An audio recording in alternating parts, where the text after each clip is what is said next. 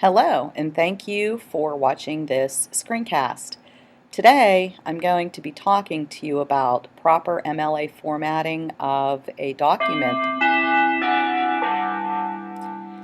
that has been submitted to Google Drive. This is Mrs. Lockwood, and I have a real student document here for you.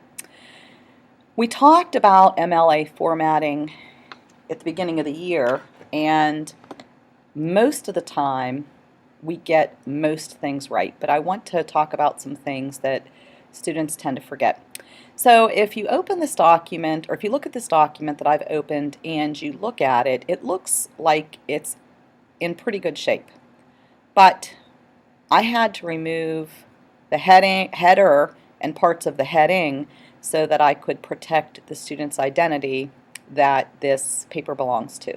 So for a Google document, you need to insert a heading, I'm sorry, I keep mixing that up, a header by clicking the Insert tab.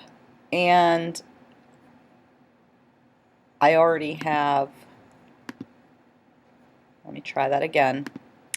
By clicking the Insert tab, and you scroll down until you find the header. By selecting the option for Write a Line, it's in the proper placement.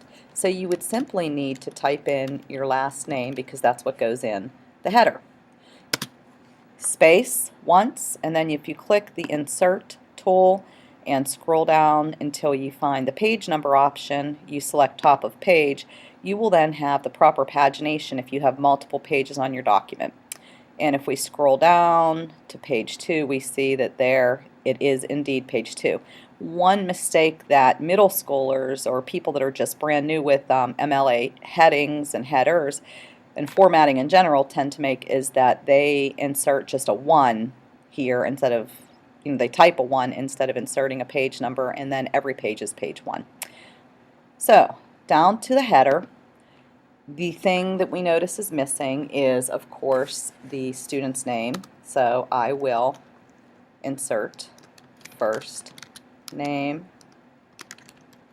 last name as a placeholder. So you know that that's what goes there. Then you have your teacher's name, your grade level, the subject area, and a lot of times your teacher wants the name of the assignment. So I'm going to write in here, because this was actually a student's sample of a diagnostic essay. And the date they've put into the correct format. They have the day, the month, and the year with no commas and or other punctuation marks. And if I start at the top of this document, I notice that the formatting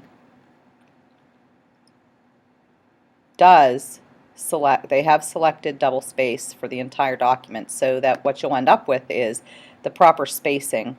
Sometimes students forget to do that right off the bat, and then they end up with extra spaces between the header and the title, and then the title and the introductory paragraph, and then between paragraphs. So right at the top, at the beginning of your document, it's a great idea to check your spacing. The other thing that I notice is whenever I look up here in the font box, I notice that it is not an appropriate font for an MLA formatted document. Google Drive or Google Docs automatically selects Arial, so you are actually going to have to manually select all of your document, all of the writing on there, and you're going to have to change it to Times New Roman for it to be appropriate. And if you look at that, you'll notice that it actually changes the document size remarkably, which is why we stick with a common font in MLA formatting. If you scroll down to the title, you can see that it is centered like an MLA title should be.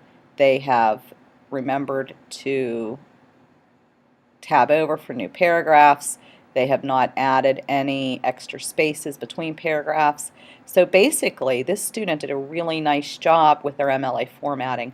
The only other thing I want to point out, and this is for the header and the heading, again, you have to make sure the font is Times New Roman and that it is 12-point font, because for whatever reason Google Docs automatically sets it at Arial and 11-point. So you're going to want to make sure your entire document that you select and change that. Please look for future screencasts where we will talk about specific things in our writing, like word choice, introductions and conclusions, subject-verb agreement, etc., and so on. And we will be doing some live annotating where there will be comments over here, and you'll be able to look at real writing with teacher comments that identify well done work. Thanks for listening.